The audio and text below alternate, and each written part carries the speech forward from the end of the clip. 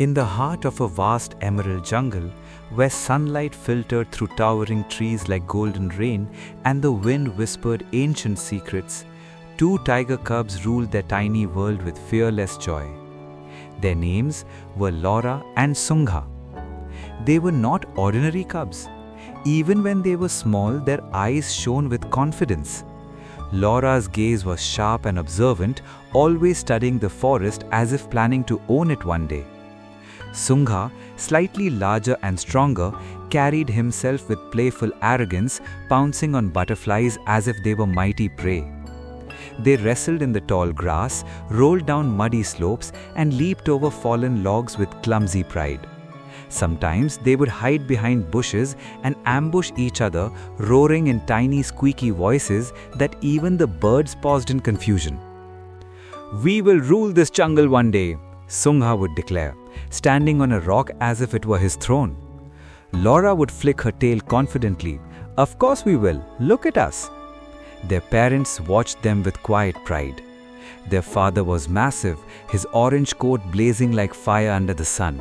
His muscles rippled beneath his striped skin, and his roar could silence the forest. Their mother was equally powerful, graceful yet fierce, her amber eyes always alert. They taught the cubs everything: how to stalk silently, how to listen to the wind, how to respect the balance of the jungle. Every hunt was a lesson. Every meal was shared. When their parents returned with prey, the family would gather beneath a giant banyan tree.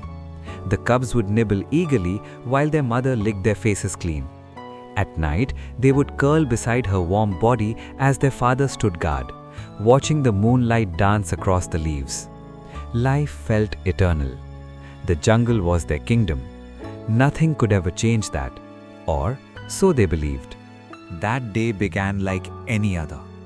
Laura and Sungha were chasing each other through patches of sunlight, their laughter like growls echoing softly. Their parents rested nearby but never truly relaxed. Tigers knew the forest held dangers beyond claws and teeth. Then it happened. A sound. Not the soft crunch of deer hooves. Not the rustle of monkeys overhead. Heavy footsteps. Unnatural. Deliberate. Their father's ears twitched sharply. His body stiffened. Their mother lifted her head, nostrils flaring. Humans. The air changed instantly. The jungle, once filled with bird songs, seemed to hold its breath. Their father gave a low warning growl. "Take the cubs," he signaled urgently. Their mother nudged Laura and Sungha. "Run!" Confusion flickered in their young eyes. "Why?" Sungha asked, still playful. "Run!" their mother snapped, fear cutting through her voice. The cubs bolted into the dense forest, their tiny paws pounding against roots and leaves. Behind them, their father stepped forward, placing himself between the approaching humans and his family. Then came the first gunshot. The sound exploded through the trees like thunder. Laura stumbled. Sungha gasped. Another shot followed. The smell of smoke burned through the air. Their mother turned briefly, her eyes wide with terror and fury. "Don't stop," she commanded. But the cubs were small. Their legs were short. Their breaths came in sharp bursts. More gunshots, a roar, deep, powerful, desperate. Then another. Then silence. Laura dared to glance back. She saw her father fall. Her mother lunged at the men, claws extended, a final act of protection. Another gunshot. Her mother collapsed. The world shattered. The cubs did not understand death fully, but they understood loss. They understood that the warmth behind them was gone. They ran. They ran because survival screamed louder than grief. The hunters laughed. For them, it was sport. They followed the trail of broken leaves and tiny paw prints. Laura and Sungha were exhausted. Their lungs burned. Their paws ached. "Laura," Sungha panted. "We can't stop," she cried. Suddenly, Laura spotted a narrow cave hidden beneath thick vines. "Here," she whispered urgently. They darted toward it, but a net flew through the air. Sungha roared in shock as it wrapped around him. He clawed and bit, but he was still just a cub. Laura froze inside the cave's darkness. She watched. She watched her brother struggle. She watched men with cold eyes tighten ropes around him. "Sungha!" she tried to roar, but no sound came out. Their eyes met one last time. Fear, confusion, helplessness. If she moved, they would see her. If she stayed, she would lose him. Her body trembled. She stayed.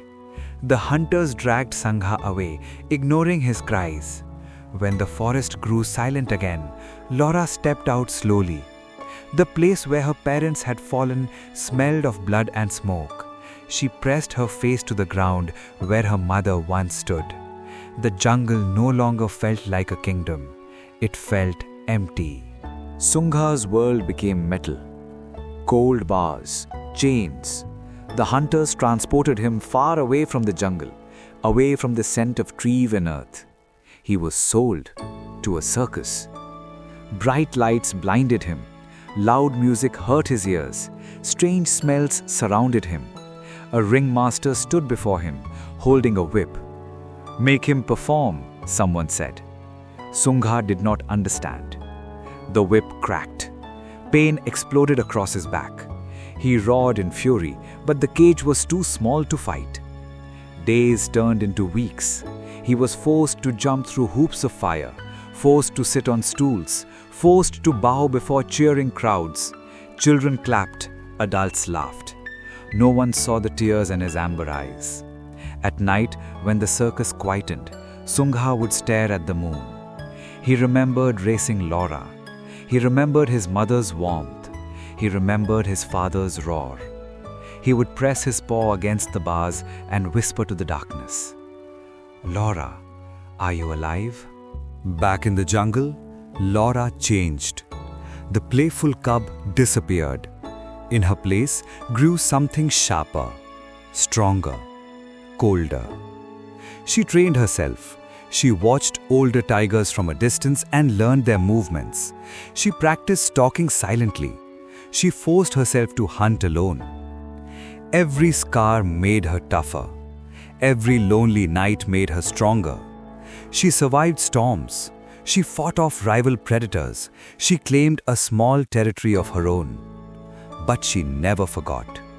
Sometimes she would climb a high rock and roar into the horizon. Not in anger, in promise. Meanwhile, Sungha endured. The ringmaster's whip cracked again and again, but something inside him refused to die. One evening, during a performance, the cage latch was not secured properly. The music blared, the crowd cheered. Sungha felt the door shift slightly. He froze. The ringmaster cracked his whip again. "Jump!" But Sungha did not jump. He lunged. The weak latch burst open. Panic erupted. People screamed. Sungha ran. Through tents, through shouting crowds, through chaos. He ran until the lights faded and the night swallowed him. He followed the stars, followed instinct, followed memory. The jungle air felt different, familiar, alive. Laura stood near a riverbank one twilight evening when she heard something. A roar, not just any roar, a voice from her past. Her heart pounded. She ran toward the sound, through trees, over rocks, and there he was, older, scarred, thinner, but alive. "Sungha?" she breathed. He turned. For a moment they simply stared at one another. Then they rushed forward, rubbing their faces together, circling, growling softly in disbelief. "You came back," Laura whispered. "I never forgot," he replied. The jungle seemed to welcome him home. They stood side by side beneath the setting sun. No longer cubs, no longer helpless. The forest that once trembled now echoed with their united roar. They would not forget what humans had done, but they would not let fear define them either. They would protect their territory, they would survive, and this time, no one would take their family away again. The jungle had lost 2 innocent cubs that day, but it had gained 2 warriors, and their roar carried far beyond the trees, a reminder that even after the darkest cruelty, courage can still return home.